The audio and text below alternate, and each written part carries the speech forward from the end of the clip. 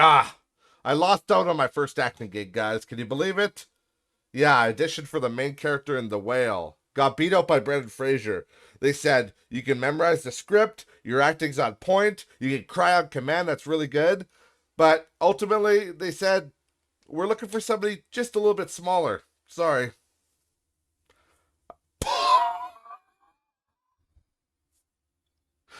Do you get it? Do you get it? Like, I was too fat. I was too fat to play the fat guy. No, you guys aren't laughing? No, it's just me? Alright. Fuck.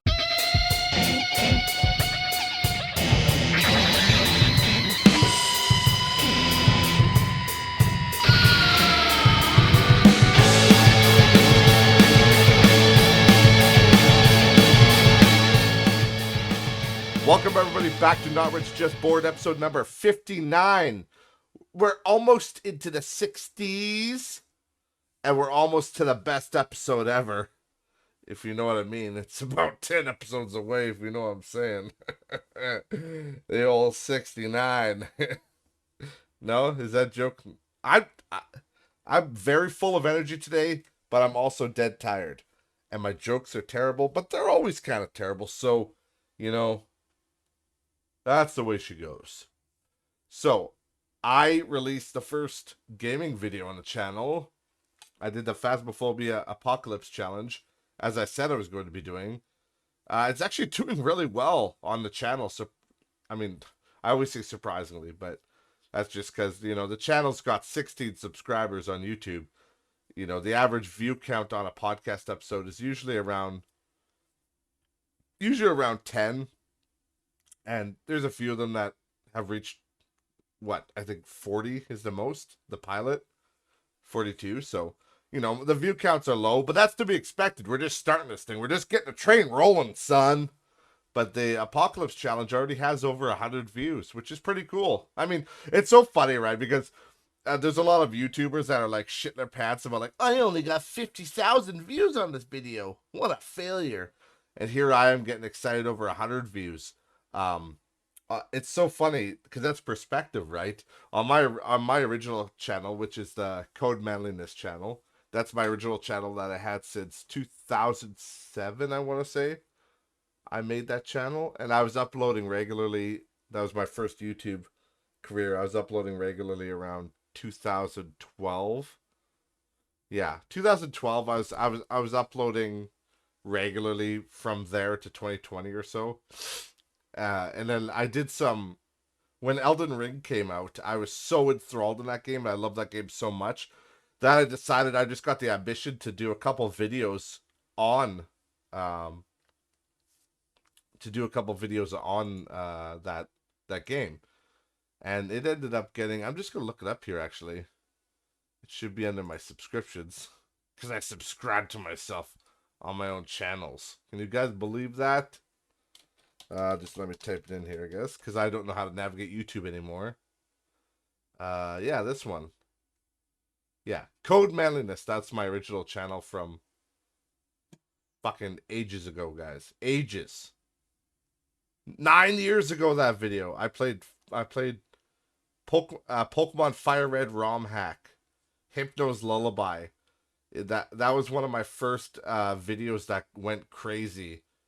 It was 9 years ago, and it got 23,000 views. And I remember I was like over the moon because it was very unassuming at the time, but it must have been with the algorithm because horror games were big at that time. In like, I would say like 2000, you know, like that whole early YouTube gaming, like 2012 to 16, you know, even before that, 2010 probably. That's like horror games were fucking on the rise. They were huge. And, you know, I had this stupid Pokemon ROM hack that I didn't even personally think was kind of scary. But I loved Pokemon, and I just thought it was interesting that somebody made a ROM hack that's horror, so I wanted to check it out. And I uploaded it because that's what I did. I was a horror gamer essentially. So I just uploaded it, you know, went to sleep and went about my day. That's what I've always done. I've always kind of posted and ghosted. and then I woke up and I remember it had like a couple thousand views, and I'm like, holy shit! Like that, I was hyped over the moon. I couldn't believe I was getting that much viewers. And then it kept on rising and rising, and then eventually it capped out at 23,000 views, and I was pretty damn happy about that. I was like, wow, this is incredible for somebody like for a small creator. That's again, my average views on that channel were like let's take a look here. Like yeah, like 11 views, 6 views, 16 views, 27. A couple of my Friday the 13th videos got like 316 views. Yeah. So, I had some I had some bangers in there, but most of them were like, about the same view count I'm getting now, maybe a little bit bigger. But, to be honest, I didn't put a whole lot of work into it, so it makes sense. I was kind of a lazy YouTuber at the time. But, that's how it goes. So when you get these banger videos that randomly hit, you're kind of surprised. And my next big one after that was when Fallout 4 came out. Now I will argue this to the death. And people might fight me on this. I don't care. But I can almost guarantee I was the very first person, besides the devs obviously because they had to test and shit. I was the first person in that played Fallout 4 to kill the legendary Alpha Deathclaw. And I did it completely by accident. Because I was just exploring the game. That's what I do in Fallout. I like to, I get quests and that's fine. But usually when I play a Fallout game, I just kind of like to check out locations, just keep going. And I was exploring the north of the map, and there's that lighthouse. And everybody knows it now, but there's a lighthouse, and at the top of the lighthouse, there's like a siren. And if you hit it, it summons a legendary Alpha Deathclaw. I didn't know that at the time. I was just playing it day one. It was just released, and I fucking slapped that son of a bitch in my PS4 at the time, and I was raging. I played that game so much when it first came out. It was crazy. I think I was a loser. I took like a week off work just to play it. The sad life we live, right? It's all fun, right? But anyways, I took that week off and I was just playing it. And yeah, I didn't expect this. And literally, there's video on here. And the video is called Slaying the Legendary Alpha Deathclaw. Because just to see what would happen at the time, in case anything cool happened, I had my Elgato hooked up to my PS4. So it was always recording. It was always recording my gameplay in case, a cool glitch happened or, I wanted to do a few cool things for YouTube at the time. So I was just recording just in case. And yeah, I happened to summon the legendary Alpha Deathclaw. And there's video of it on this old YouTube channel. It's Code Manliness. CODEMANLYNESS. And yeah, it's my highest viewed video on that channel. It's 39,000 views it got at the time. And yeah, it was literally just a video of me. There's no commentary.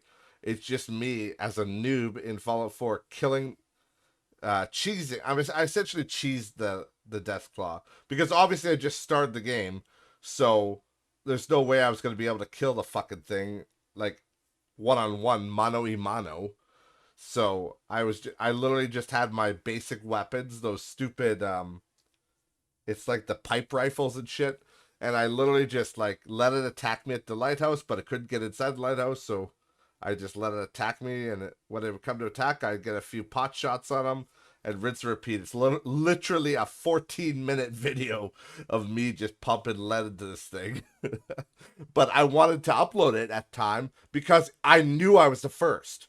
I fucking knew it because the game just came out like a couple hours ago. There's no way anybody else has a video of it. So again, to this day, I declare I am the first person on YouTube to upload a video killing the legendary Alpha Deathclaw. And I would almost put money on that because, I mean, obviously nobody would really believe me, but it was uploaded just that day and it was crazy. I remember just like, because if you know Fallout like I do, like I was a huge Fallout fan. You don't expect to fight a Deathclaw on your first day, let alone the big boy, the legendary Alpha, which is, I believe, is actually still the technically the strongest of the Deathclaws. Yeah, but oh, good time. But like I was saying on my other tangent there, the Elden Ring shit I did when Elden Ring came out. I made like 4 videos, I think. Let me check here. One, two. Yeah, I made excuse me. I ended up making 4 videos and they all got, above average views because they were really um Elden Ring was super uber popular when it came out. So everybody was watching that shit. But I uploaded this video of how to cheese Bloodlord Moog, one of the hardest bosses in the game. And I just explained it. I was not the one that came up with the strategy. I learned the strategy from another guy. But um, in the video that the other guy made, I found that he was a little confusing and a little bit talky in his video. So I just literally made my video is 5 minutes long, and it's just really straightforward on how to how to do it, and then how to get the item if you need it, because you need an item to do it, and you could just I put chapters in it. That's one thing that's underrated, and I did it in my Phasmophobia video on this new channel. Is putting in chapters. I find people don't do that enough, and especially when you're doing a guide like that, people love to be able to just scroll along and be able to pick out a part. So I literally tell people that there's chapters. If you already have this item, skip to the next chapter where we actually use it and do the exploit. But yeah, that video racked up 12,000 views, and I was like really surprised. I was like, wow, this is awesome. And yeah, it's just one of those things, right? It's cool when you get those videos that hit. So I don't know. Here I am reminiscing, but I just think that's why I'm doing with this channel. I said I was gonna do it, and I am. I want to do my weekly podcast. That's what started this whole thing. And then I want to incorporate my gaming videos in here. I'm gonna have a stream archive on here, which we did our first stream yesterday we did Overwatch, and it was pretty fun. And I'm gonna put that up probably tonight. And it's about consistency but also quality when it comes to that. When it comes to, I've said it 100 times on here, when it comes to podcasting, I'm always getting better. I'm always learning. I'm always trying to do better than the last episode and trying to get better at talking. And I think I honestly have, compared to what I used to be. I used to like sit there and like look at my hands for like 10 minutes and be like, self-conscious and like not wanting to talk and being like, I hate my voice. I still hate my fucking voice no matter what. I think that's everybody though. Everybody suffers from that rather. They hear their own voice and they're like, oh God, is that what I sound like? You nasally, dirty fucking loser. But it's just one of those things. I think we're our own worst enemies. We're our harshest critics. But I'm doing better all the time. But the reality of YouTube, and it was the same as my old channel. My old channel was all gaming. But with this channel, it's more about I'm just doing what I want. The podcast was something I wanted to do. But I still want to do gaming videos. But I don't want to just do gaming playthroughs. That's not really my style. That was my weakness I learned while I did my old channel. When I did like playthroughs of games, I just couldn't commit to it. And now that was back in the day where it was also harder because you could only do 15 to 20 minute episodes. That was kind of the meta. Nowadays, it doesn't matter, right? Because people are doing fucking instead of having 200 part playthroughs of a game that are 20 minutes apiece. People have 7 or 8 3-hour segments, and which is better and easier, you know, longer upload time, I suppose, but much easier for creators. And I still don't agree with that. There's this whole fucking TikTok culture right now, right? Of like short form content. That's what people want. They need short form content. And I'm gonna lose my goddamn mind here because I see there's those videos of like it'll be like random TikToks, right? Like inspirational videos or this movie quote blew me away. And then people will have gameplay footage of Subway Surfer or some sort of game in the bottom, or it'll be like a prank call, and in the background it'll be like people drifting in a GTA mod or something. And I'm like, why are they doing this? This has nothing to do with the content. And I learned it's literally just to keep kids engaged. It's just to keep people engaged. Like, people are so fucking desensitized and so used to short form content that if they're not getting that goddamn dopamine hit every 2 seconds, they just want to get away from that content. And it just blows my mind. I'm like, is this just young people? Is this a young person thing? Because that ain't me. Like, I like reels as much as the next guy. And I've told people about that trap. How I could sit there and scroll for a fucking hour after work. You know? If I'm bored, I'll just lay on my bed after work. I'm tired of shit. I'll just lay down. You'll roll through Instagram Reels for an hour. It's not hard. It happens to the best of us. But they're getting to the point where like Reels aren't good enough for whoever these are for. If it's the young kids in the audience, I don't know.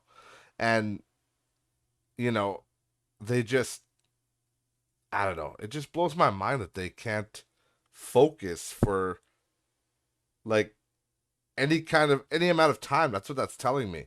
Like, you can't listen to a movie quote, like watch, like it's movie too. It's not like a black screen or something. It's actually the movie playing. It's a quote from a movie, but then in the bottom they'll have like a little mini. Like I said, it's usually Subway Surfer or one of those mobile games. And it's like, oh my god, that's so sad. But on the other hand, there's a lot of long form content like Joe Rogan's podcast and, you know, these YouTubers that are doing 3-hour Let's Play episodes.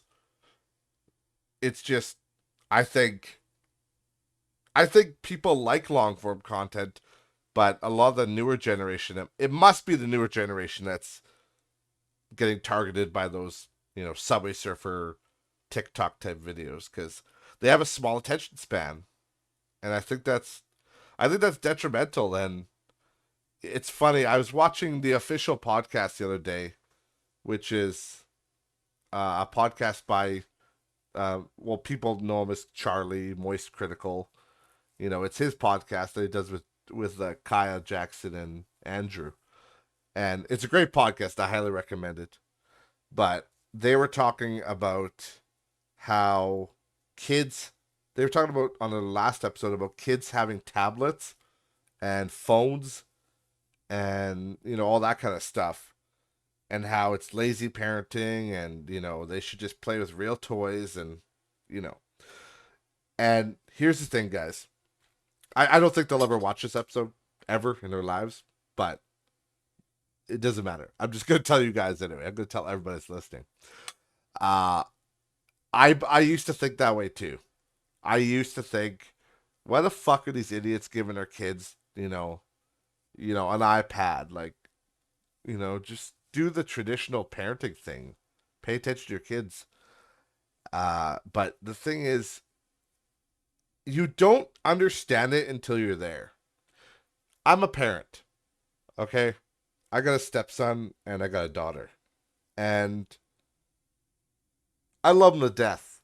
But you definitely, we'll put it this way, you definitely need breaks from your kids.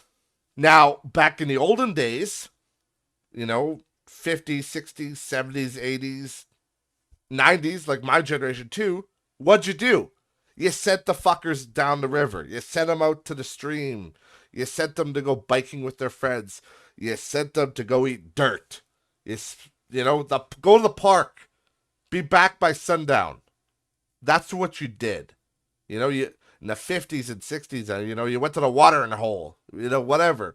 You went swimming and fishing in the creek. It's just that's what you did. But nowadays, the world has changed, and it has changed. It really has. It's always been kind of scary. I'm not gonna lie there. The world has always been a crazy place. But what's happened is that the world has changed and people are more scared and helicopter parenting, all that, right?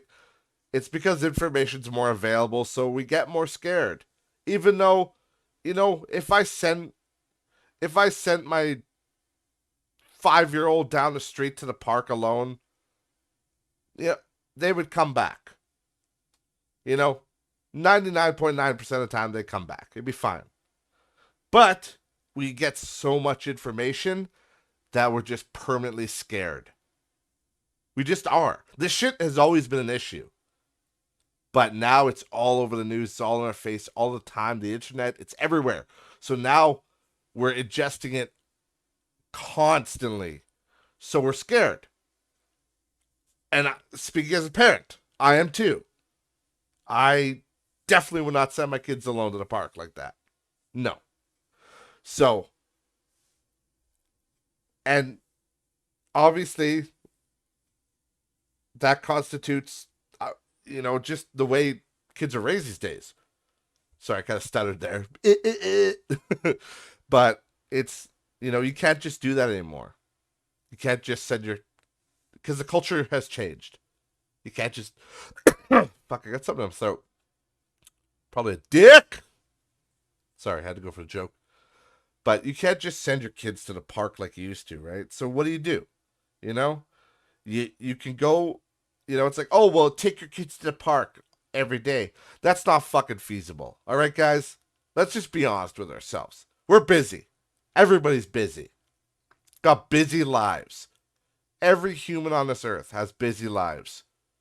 You don't have time to take kids to the park every day. So you give them these distractions.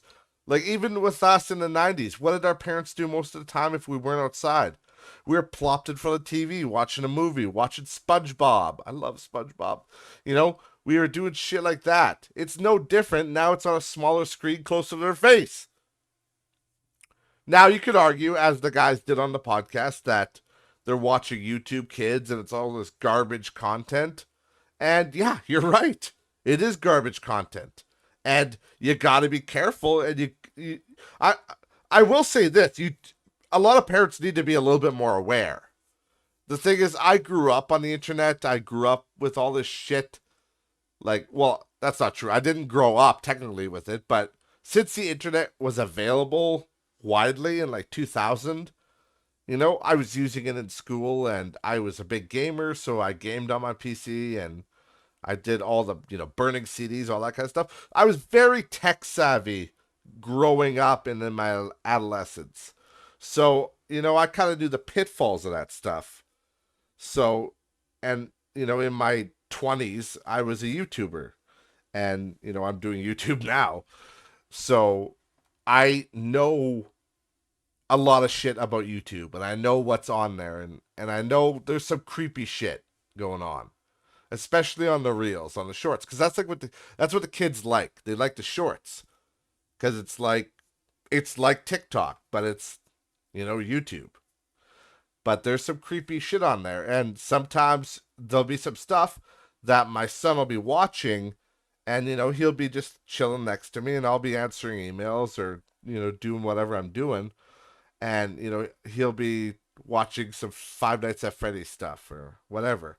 But then a reel will come on and it'll be like, Chica, which is the chicken or whatever from Five Nights at Freddy's, the yellow one.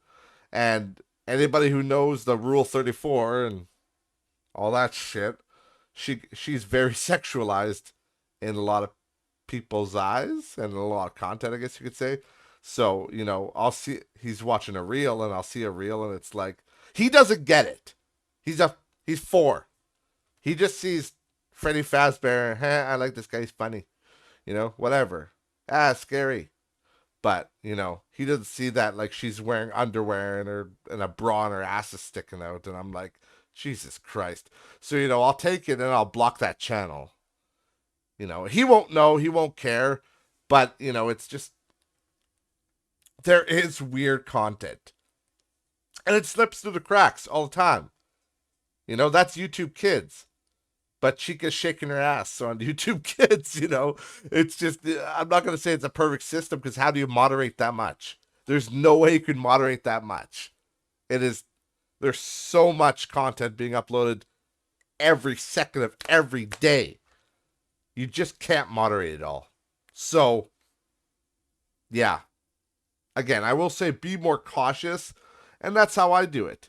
But honestly, when you need a break, you need a break, and it's nice, and the kids love it. They really do.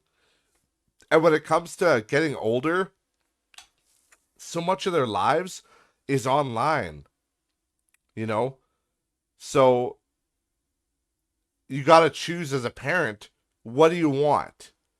Do you want to save your do you want to save your child from the dangers of from the dangers of YouTube and TikTok and all that stuff?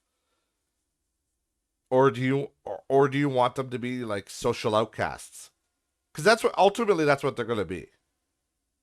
Because that's what the culture is now. The culture is on YouTube and TikTok and all that stuff. I want to say social media, but the kids don't use social media because they don't need to. And I'm very highly against children using social media.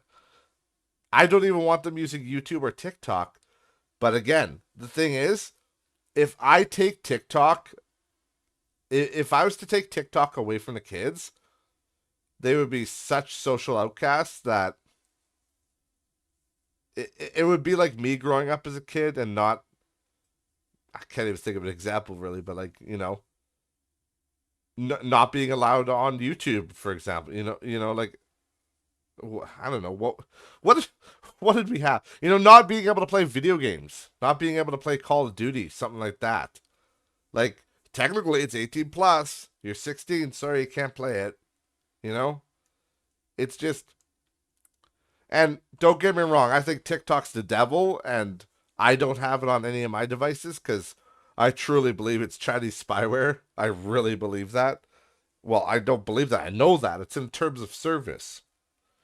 But yeah, it's what's in with the in crowd, and unfortunately sometimes you gotta just let your kids be kids, and you gotta let them fit in.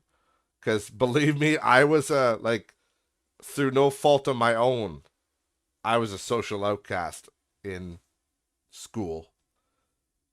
Like at least when I went to school in the city. So I can't imagine what would happen to your kids if they were social outcasts already. Plus, you didn't let them in on the happenings. TikTok's what's happening for kids. If you don't know the latest, I don't know, Wednesday dance, I guess, you're kind of a social outcast. So I don't know. That turned into a way bigger topic than I thought it would. But I just I think it's important to, you know what your kids are doing online after hours. Otherwise they'll turn into this fuck. I wanted to mention this because I just learned about this. I never even uh knew about this. I guess this happened back in November. But I just wanted to bring it up because I think it's fucking stupid. But it was back in November. It says here, the biologically male teenager Brian Nguyen recently became the first transgender contestant to win a Miss America event. Uh, Jesus Christ. How did I miss this? How did this slip through the cracks? Like, I won't spend too much time on this because everybody already knows my kind of thoughts on this whole shit. But the reality of this whole shit is like, what are we doing? There was this one lady. It's a lady, female alert. She posted her response to this, and she summed it up perfectly for me, I would say. And what she said was that feminism is going so far right now that they're actually doing the opposite of what they want to do, what they want to accomplish. They're making it so that men are better at everything now. They are! And they fucking are. Because, you know, if men weren't already better at everything already, now they're better at you. They're better than women at beauty pageants. They're better than women in all sports. Because they're turning into women and winning those sports and breaking world records. Like, this is fucking stupid. And anybody who's looked at this Brian Nguyen, who is, you know, transgender, anybody who looks up that name as a beauty contestant, you tell me how that's a beautiful person. Like, it looks like an Asian version of me. Only fucking uglier. Like, I'm sorry. And I apologize to anybody who's offended. But, no, that person is a disgusting fucking blob. And that is not Miss America. That's disgusting. Like, I don't agree with the great American beauty trends. I think they're a little bit too, you know, too harsh, we'll say. I think most women are beautiful, honestly.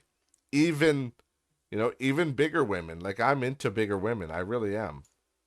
But this person is a fucking troll. Like, because it's a fucking man. It's an obvious goddamn man. It just doesn't make sense to me. Why do people want to do that? Why? What is the goal here?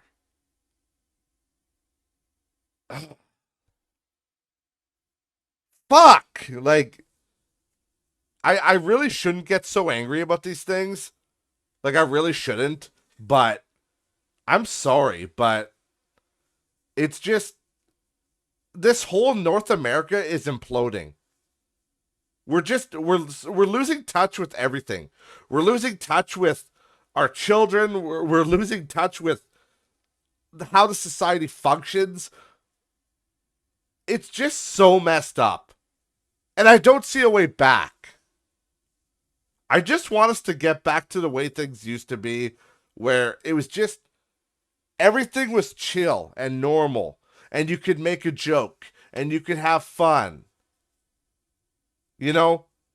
But this, fucking this, like, even if it's a transgender person that wants to compete, fine, let him compete as a woman. I don't, fucking whatever. As long as the other girls consent and everybody, as long as everybody involved in either the sport or the pageant, whatever they want to do, as long as everybody involved knows that they used to be a man and they're okay with it, then yeah, let them do what they want. I don't care. Nobody cares. But this fucking joke of thinking that that's actually beautiful, come on. Who the fuck are you fooling? That's the most disgusting person I've ever seen in my life. Okay, that's too far. You know? But, like, in a beauty pageant, no. Fucking no. That would be like if I won a beauty pageant. Like, because they're not doing a beauty pageant. They're doing a PR piece. That's all they're doing. They want to appeal to the woke mob. That's all they fucking want to do. And it's so pathetic. It's so fucking pathetic because anybody with eyes can tell what they're doing. Everybody can tell Look at me, I'm a good person. Look, we gave it to this ugly dude who's now a girl. Look what we did. We're good people. No, you're not. You're not a fucking good person. You're giving that person you're going to give them a complex. As if they don't already have 100 complexes going on, obviously. Like, oh. Okay, I'm done with this topic, I swear, but just, this society needs to grow up. This society, like, everybody says we need to evolve and, we need to be more inclusive, we need to move on, and this is just the way of the future. No, it's fucking not. Okay? Like, I'm all for technology and moving on with society. That's great. But there's some things that you just don't need to change. I've said it 100 times. I'm going to say it again just to appeal to anybody who might be fucking punching their screen right now. I am all for transgender rights. I don't give a fuck about anything.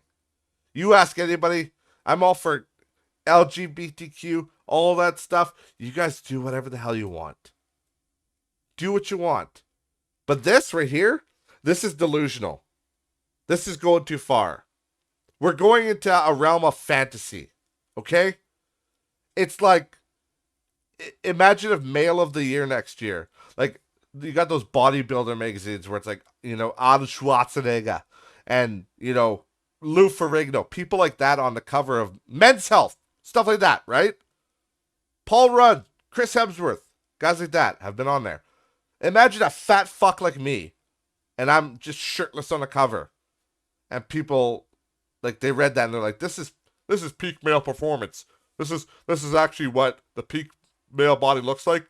And you can follow his workout regimen. It's called Cheetos and beer. It's really good. That wouldn't fucking happen. Because it's goddamn delusional. And I wouldn't stand for it. There's certain lines that we don't need to cross. Okay? Like, gays, lesbians, do what you want. I don't care. But when it comes to, like, these, like, we're changing the rules, and we're changing the rules of, like, contests and pageants and sports just to be inclusive. But in the end, we're just fucking over the people that are eligible. Like, all those other girls that are way more beautiful. They're like they're all, it's so funny because they're all smiling in their pictures with them. Like, ha ha ha, yeah, this is fun. Like, yeah, we lost to a literal man. And a fucking ugly man at that. Like, I feel sorry for the girls. Because they probably worked their ass off. They probably hit the gym, did whatever diet, exercise to get their, get their bodies in the perfect shape to be on that stage. Just like bodybuilders do. Bodybuilders fucking waste their lives away doing that. They fuck their lives up, like dehydrating themselves and putting in massive hours, fucking up their body. But it's their passion. It's what they want to do.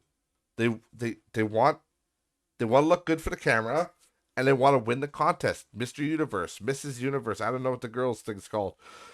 Whatever they want. But then imagine, just fucking imagine, they give it to some fat loser. Some fat fuck like me. And they lie about it and say, this is peak, this is beauty. This is top male performance. Like, no. Let's not do that. All right, I'm moving on because I'm too angry. Fucking hardcore right-wing conservative Ben Shapiro lover gets triggered live on his podcast. I could see the TikToks already. Anyways, we're moving on. I'm sorry. I'm very sorry. Brian Nguyen, you're very beautiful. I was just jokes.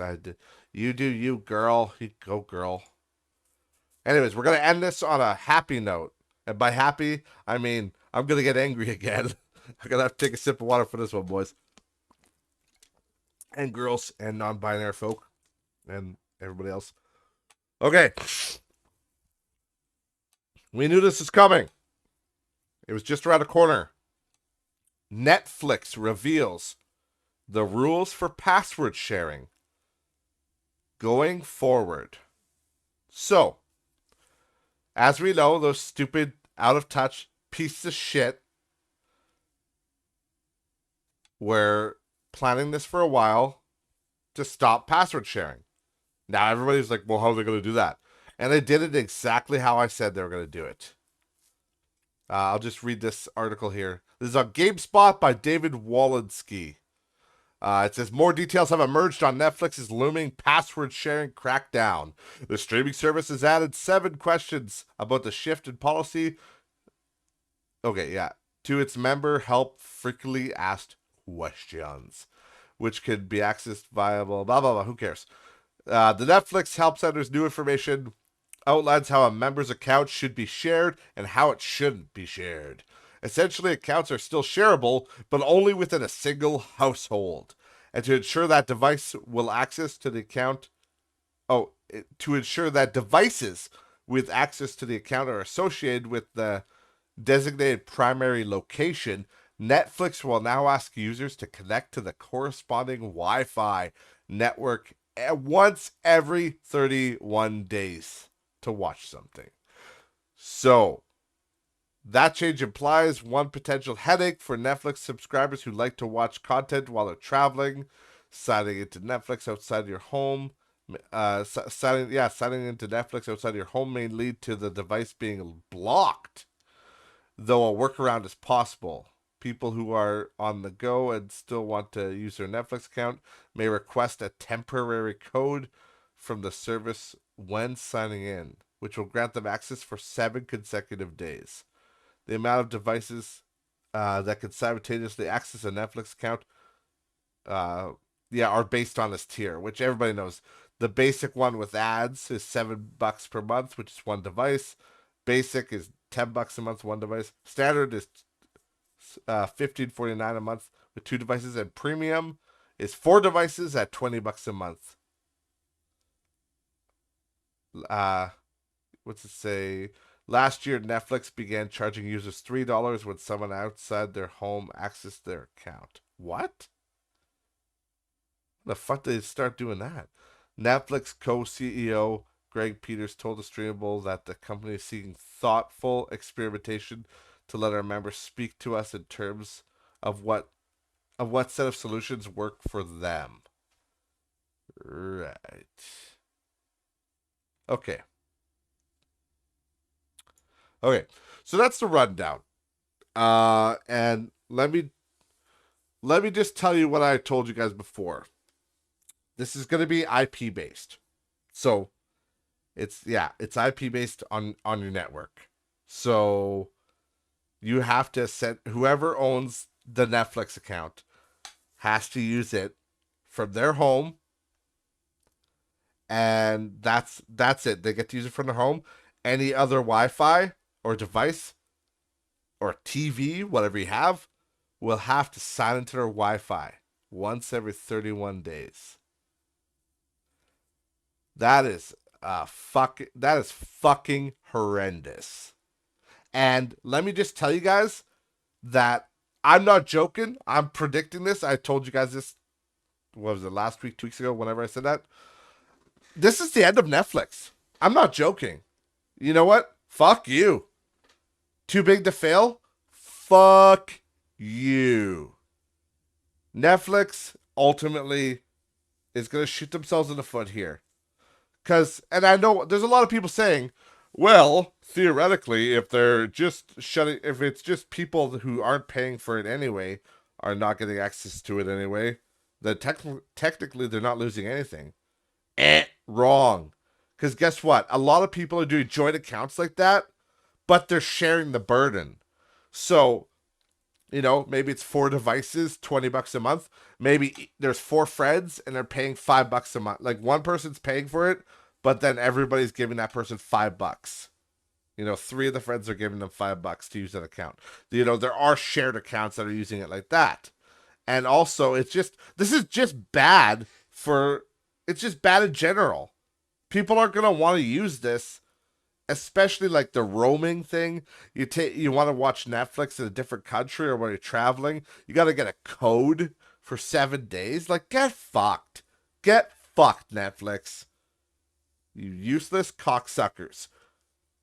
And especially like considering that Netflix isn't even good anymore. Like what is on Netflix?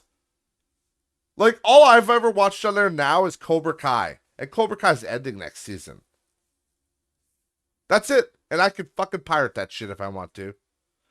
Other than that, like, it's all fucking bullshit woke cringe content. Like, nothing of substance that I would say. Like, The Witcher is going to be fucked up because, you know, Henry Cavill's leaving. And it was already getting fucked up by the end of season 2. Like, there's nothing. Netflix doesn't have, like, anything original, I will say. You know, obviously there's movies on there that are good, but they don't have any original series that they have to really show that's gonna make me go, no, please, no. It's all bullshit. I've said it before. I've said it before. On the floor, to the window, to the wall, to the floor, by the floor. Yeah, I'm not very funny. But yeah, I've said it before. Like, if I see a movie or a series or anything, and it's got that fucking Netflix logo on it, like, that's like the red ring of death on an Xbox. It's almost certainly gonna be a shitty show. I mean, I won't be able to watch RuPaul's Drag Race anymore. Damn it! So hoping to watch the new season with Justin Trudeau on it. But I don't know. You guys let me know in the comments below what you guys think of this. Obviously, there's going to be a lot of people locked out of Netflix now. And I mark my words right now. This will be the end of fucking Netflix. If they're going to redact this within the year. Or they're going to go under. Because ultimately, yes, again, I agree with a lot of the people that are saying, like, well, it's just they're technically losing people that are paying anyway. But it's not just that. A lot of people, again, are sharing passwords they're sharing the burden, they're sharing the money. But also, again, it's just the practice. It's not the premise, the principle. It's the principle of it all. Because that's what was kind of cool about Netflix. It's like, yeah, it's $20. It's kind of expensive. But it's cool, you know, you could share with your friends. And, you know, you can log in. Even sometimes I've had friends come over and they just want to show me a movie, you know? Like they'll have a movie on not just Netflix, you know, whatever. Something else like Crave or something. They're like, oh, this movie came out, you gotta watch it. And you know, I have my smart TV.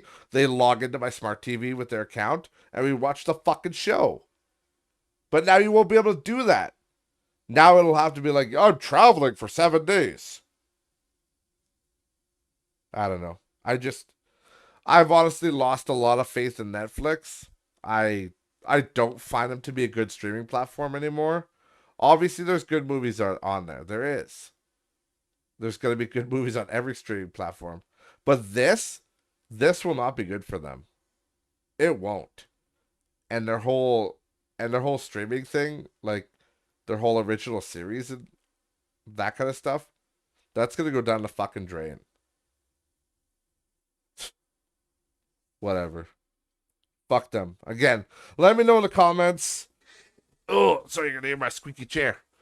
Let me know in the comments what you guys think about Netflix and anything. Any comment on the podcast. I want to see more comments down there.